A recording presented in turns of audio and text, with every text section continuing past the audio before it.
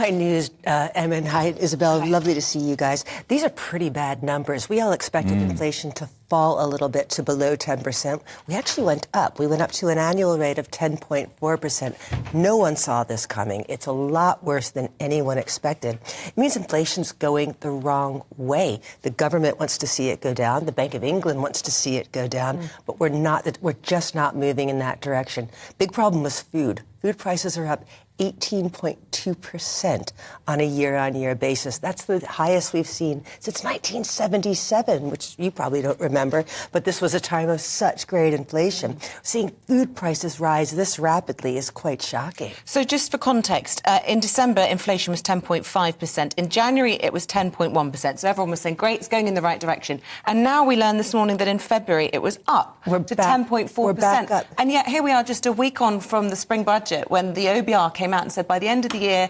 inflation will be 2.9%. Don't worry about a thing. The government's that? going to meet its pledge to have inflation. Everything's going to be okay, guys. And one of the things that's really shocking about this number is the Bank of England, when they look at rates, they like to strip out food and energy. These are really volatile items. They look at something called core inflation.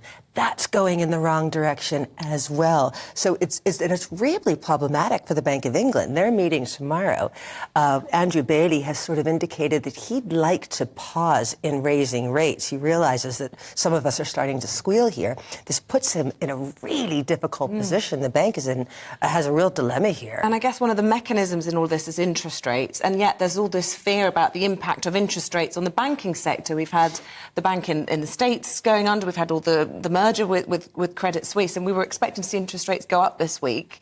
Now what? Well, and they would, honestly, Andrew Bailey, you can see he's uncomfortable with rates going higher. You can also see there's a big split amongst the 9 people who set interest rates. A woman called Catherine Mann has said rates have to go higher right now. Another one, Swati Dhingra, who's new to the Monetary Policy Committee, has said, I think we've raised too far already. So there's a big split there. But this number is really going to sway deliberations. As for the banks, there's a lot of panic out there. This Credit Suisse deal was a big deal. What's happening in the U.S. is a big deal.